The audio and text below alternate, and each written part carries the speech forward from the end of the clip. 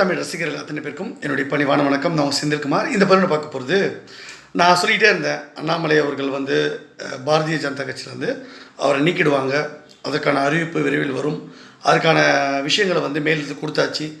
அவர் எல்லை மீறி அவங்களுடைய அண்ணாமலை அவர்களும் அவருடைய வார் ரூமை சேர்ந்தவர்களும் தேவையில்லாமல் குரூப்பிசம் பண்ணுறாங்க. இதன் மூலமாக அண்ணாமலை பதவிக்கு ஆபத்து வரும் நான் சொல்லியிருந்தேன். அதே மாதிரி அண்ணாமலை அவர்களை கட்சியிலேருந்து நீக்கிறதுக்கு மேலிடம் முடிவு பண்ணிட்டாங்க. அதற்காக ஏற்கனவே நான் பரிந்துரை படிதம் கொடுத்தாச்சு மேலிடத்தில். அதே மாதிரி இப்போது மரியாதைக்குரிய நயினார் அவர்களும் அதே மாதிரி வானதி அக்கா அவர்களும் அவங்க தரப்புலேயும் மேலிடத்துக்கு புகார் கொடுத்துருக்காங்க அப்படின்னு சொல்லப்படுது. நான் கொடுத்த புகாரை பற்றி நான் உறுதியாக சொல்லுவேன். ஆனால் அவங்க புகார் கொடுத்துருக்காங்க என்னன்றது அவங்க தான் உறுதிப்படுத்தணும், அது எனக்கு தெரியாது. நான் புகார் கொடுத்துட்டேன். அதன் அடிப்படையில் மோடி அவர்கள் கிட்டத்தட்ட 5 வருடங்களுக்கு, அதாவது இந்த 2025 2030 வருடம் வரைக்கும் அண்ணாமலை அவர்கள் எந்த கட்சியில் எந்த விஷயங்களும் ஈடுபடக்கூடாது, அவர் எந்த பேட்டியும் கொடுக்கக்கூடாது, எந்த ஒரு பேனர்லேயோ அவருடைய ஃபோட்டோ இடம்பெறக்கூடாது, எந்த போஸ்டரும் அடிக்கக்கூடாது, பிறந்தநாள் ஃபங்க்ஷன் அந்த ஃபங்க்ஷன் இந்த ஃபங்க்ஷன் எதுவும் பண்ணக்கூடாது. எந்த பாரதிய ஜனதா கட்சியும் எந்த ஒரு நிர்வாகியும் அண்ணாமலை அவர்களை சந்திக்கக்கூடாது, பேசக்கூடாது அப்படின்ற மாதிரி பல்வேறு நிபந்தனைகளை நம்முடைய பாரத பிரதமர் பிதாமகர் நரேந்திர மோடி அவர்களும் நம்முடைய அரசியல் சாணக்கியர் அமித்ஷா அவர்களும் விதிச்சிட்டாங்க. அவர் கூட யாருன்னா பேச்சுவார்த்தை நடத்தினா பேசினா இது பண்ணால் அவங்களுக்கும் இதே மாதிரி தடை நீடிக்கும். ஸோ இந்த ஒரு முடிவை எடுத்திருக்காங்க. ஸோ அண்ணாமலை அவர்கள் இனிமேல் அரசியலில் எதுவும் பண்ண முடியாது, தனி கட்சியும் அவர் ஆரம்பிக்க முடியாது. ரொம்ப முக்கியம். பாரதிய ஜனதா கட்சியை உடைக்கலான்னு அவர் ட்ரை பண்ணார். கோஷ்டி பூசல் ரொம்ப மோசமாக ஒரு எல்லை மீறி போயிடுச்சு. வார் ரூமில் வச்சுக்கிட்டு என்னென்ன தரக்குறைவாக நம்முடைய மாண்புமிகு தலைவர்களை, நிர்வாகிகளையும் மூத்த நிர்வாகிகளையும் எப்படிலாம் கொச்சையாக பேச முடியுமோ அந்த அளவுக்கு எல்லை மீறி பேசுகிறாங்க. இதில் என்ன விஷயம்னு பார்த்தீங்கன்னா, அண்ணாமலை அவர்களுடைய வார் ரூம் வச்சுக்கிட்டு அவங்க செயல்படுறாங்க. ஒரு ரசிகர்னு சொன்னாலும் சரி, அவங்க ஆர்மின்னு சொன்னாலும் சரி, அவருடைய ஆதரவாளர்கள் சொன்னாலும் சரி, அவங்க தவறு செய்யும் போது அதை கண்டிக்க வேண்டிய இடத்துல இருக்கிறது யார்? அண்ணாமலையுடைய பொறுப்பு தானே அது. ஒரு ஐபிஎஸ் படிச்சுறது கூட தெரியாதா? அவங்க இஷ்டத்துக்கு பேசுவாங்க, அதெல்லாம் நீங்கள் வேடிக்கை பார்த்துட்டு இருப்பீங்களா? தன்னுடைய ஆதரவாளர்கள் தவறு செய்யும்போது இப்படி செய்யாதீங்க, அப்படி நடந்துக்காதீங்க அப்படின்னு எங்கேயாவது ஒரு இடத்துல அவர் கண்டித்து பேசியிருக்காரா?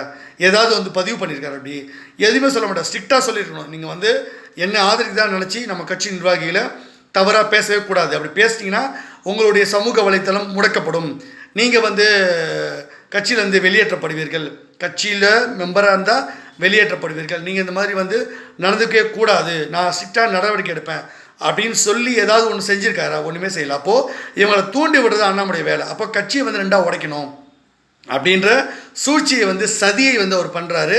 நம்ம பிஜேபியை உடைக்கிறதுக்கு எந்த கொம்பும் இங்கே பிறந்து வரல. அது இந்த செந்தில்குமார் போன்ற பிஜேபி கிங்மேக்கர் இருக்கும்போது இந்த மாதிரி சதியெல்லாம் நாங்கள் முறியடிச்சிருவோம், பல்வேறு வியூகங்களை அமைப்போம்.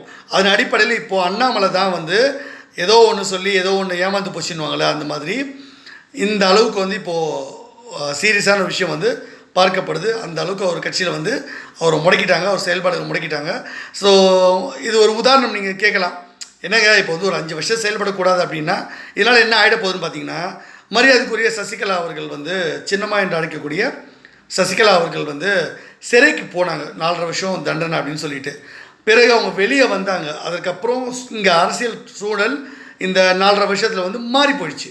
அதற்கு பிறகு சசிகலா அவர்களால் இங்கே அரசியல் பண்ணவே முடியல, ரீஎன்ட்ரி கொடுக்க முடியல, அவங்கள யாருமே கண்டுக்கிறது இல்லை. எடப்பாடி அவர்களை அவங்க தான் நியமிச்சுட்டு போனாங்க. அவரை அவங்களால எதுவுமே அசைச்சு கூட பார்க்க முடியல. மரியாதைக்குரிய முன்னாள் முதலமைச்சரும் இப்போது பொதுச் செயலாளர் இருக்கக்கூடிய அதிமுக பொதுச் செயலாளருமான மரியாதைக்குரிய எடப்பாடி அவர்கள் ஒரு ராஜதந்திரியாக தன்னுடைய இடத்தை தக்க வச்சுக்கிறார், இருப்பை தக்க வச்சுக்கிறாரு. யாரையும் அவர் சேர்க்கறதில்ல. அவர்கிட்ட என்னென்னமோ பேச்சுவார்த்தை நடத்தி பார்க்குறாங்க, பெருசாக ஈடுபடவே இல்லை. அவரை வீழ்த்தவும் இவங்களுக்கு வழி தெரியல, எல்லாரையும் கட்டுப்பாட்டில் வச்சுருக்காரு. இதுதான் இப்போ நிலவரம். அதே மாதிரி சசிகலா எப்படி இப்போ செல்லக்காசம் மாறி இருக்காங்களோ அந்த மாதிரி அண்ணாமலை அவர்களும் ஒரு 5 வருஷத்துக்கு அப்புறம் யாருமே இருக்க மாட்டாங்க, யாரும் அவரை பற்றி பேச மாட்டாங்க. அவர் வெளியே வந்தாலும் சும்மா கத்திக்கிட்டு இருக்க வேண்டிய ஏதாவது பேச்சுன்னு அது இப்போ இருக்க அந்த விஷயங்கள் எல்லாமே மாறி போயிடும். அதனால் 5 வருஷம் என்ன வேணால் நடக்கலாம். இதுதான் இங்கே இருக்க விஷயம். ஸோ நான் சொல்கிறது ஆதாரத்தோடு பேசுகிறேன். விரைவில் அந்த அறிவிப்பு அதிகாரப்பூர்வமாக மேலிடத்துலேருந்து வரும் அப்படின்றத நீங்கள் தெரிஞ்சுக்கங்க.